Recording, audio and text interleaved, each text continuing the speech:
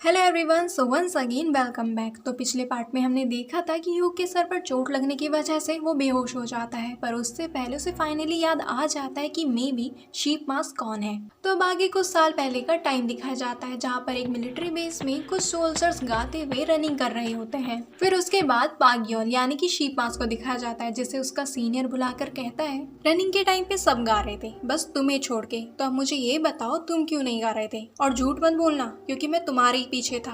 और फिर उसे गाने को कहता है, पर जब पाग्योल अटक अटक के गा रहा होता है तभी वहाँ पर यूहुक आता है और जुनहो जो कि पाग्योल की क्लास ले रहा होता है उससे पूछता है कि वो यहाँ पर कर क्या रहा है, जिस पर जुनहो उसे बताता है इसे छोड़कर रनिंग के टाइम पे सब गा रहे थे तो मैं इसे सबक सिखा रहा था। तो अब यूहुक पाग्योल से कहता है मिलिट्री के दिन लगभग खत्म हो चुके हैं, तो तुम्हें लगता है तुम बच गए हो। पाग्योल उसे मना करता है पर अटक अटक कर, जिसकी वजह से यूक उसे घूरने लगता है और वहाँ से जाते हुए जुनहो से कहता है कि वो पाग्योल की इस हकलाने की बीमारी का कुछ करे। तो अब कुछ टाइम बाद जब एक दिन कुछ सोल्जर्स बाथरूम में एक साथ नहा रहे होते हैं तभी यूक का शैम्पू खत्म हो जाता है, तो अपने साथियों से शैम्पू मांगता है, तो वो लोग कहते हैं कि वो पाग्योल से ले क्योंकि उसके पास बहुत सारा है।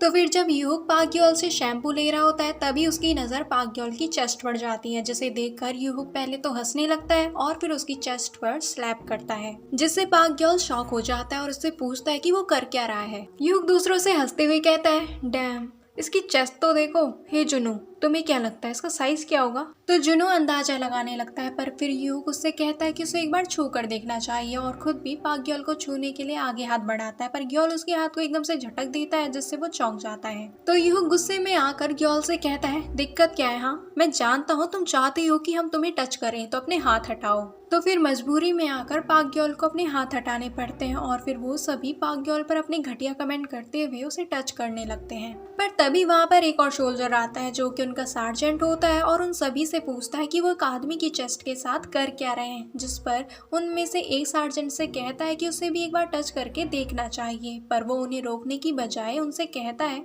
कि इससे उसका कोई मतलब नहीं है और उसे और भी बहुत सारे काम है। और फिर उसी रात जब पाग्योल सोया होता है तो उन्हीं में से एक उसे सेक्सुअली फोर्स करता है और ये सब यूक देख और सुन रहा होता है, जिस पर वो हंसते हुए कहता है बेशरम कहीं का, और नाटक ऐसे कर रहा था जैसे कि उसे ये सब पसंद ही नहीं है। और फिर पाग्योल के आगे आने वाले दिन भी इन्हीं अभ्यूज से होकर गुजरते हैं। तो फिर ऐसे ही एक दिन जो लोग पाग्योल को परेशान कर रहे होते हैं उन्हीं में से एक पाग्योल को थप्पड़ मारते हुए सीधे खड़े रहने को कहता है, पर तभी यूक उससे कहता है हे ग्योल, तुम ऑलरेडी प्राइवेट फर्स्ट क्लास हो और तुम अभी तक अटक अटक के बोल रहे हो, क्या सार्जेंट बनने के बाद भी तुम इसी तरह से रहने वाले हो? जिस पर पाग्योल फिर से उसे हकलाते हुए मना करता है। तो इस पर यूक उससे कहता है मैं तुम्हें साफ साफ बोलते हुए सुनना चाहता हूँ, तो इसलिए मैंने तुम्हें इस अटक अटक के बोलने की बीमारी को खत्म करने को कहा, पर ऐसा लगता है तुम इस पर कोई एफर्ट नहीं लगा रहे हो।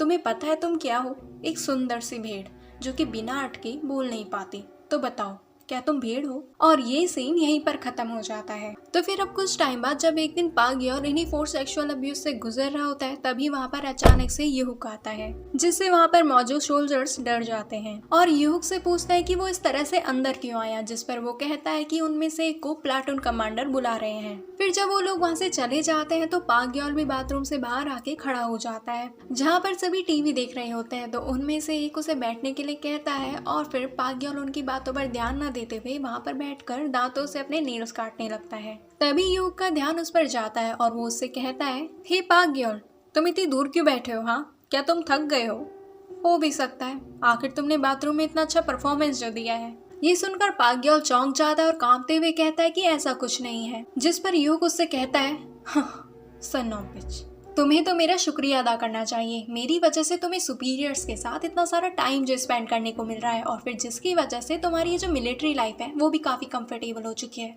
तो अब अपना सर उठाओ या हम कुछ और उठाएं। और ये पास्ट का सीन यहीं पर खत्म हो जाता है। तो प्रेजेंट में पाग्योल दरवाजे के आगे लेटा हुआ होता है और सोचता है उस दिन से 4 दिन हो चुके हैं जब से तुम बेहोश हो और आगे आने वाले 3 दिनों में ये एक हफ्ता हो जाएगा और अगर तुम इस हफ्ते में तब भी नहीं उठे तो मैं खुद को भी मार डालूंगा। और फिर एकदम से उठकर कमरे के अंदर यूहुक के पास जाकर उससे पूछने लगता है कि क्या उसे होश आ गया है, पर यूहुक उससे कुछ कहने के बजाय डर के मारे जोर जोर से चिल्लाने लगता है, जिस पर पाग्योल उसे पकड़कर समझाते हुए कहता है कि यूहुक अब से ऐसा कुछ ना करे जैसा कि उसने 4 दिन पहले किया था और साथ ही कि वो खुश है क्योंकि यूहुक अभी भी जिंदा है। पर दूसरी साइड यू कभी भी रोते हुए मदद मांग रहा होता है तो पागयोन खड़े होकर कहता है कि हाँ अब वो उसकी मदद करने वाला है। एंड वी ऑल नो ये मदद कैसे होने वाली है, so don't pray for you because he deserve it. तो इसी के साथ ये थर्ड पार्ट भी होता है यहाँ पे खत्म। तो मिलते हैं नेक्स्ट वीडियो में जो कि इसी मानवा का फोर्थ और लास्ट पार्ट होगा। So till then take care and bye.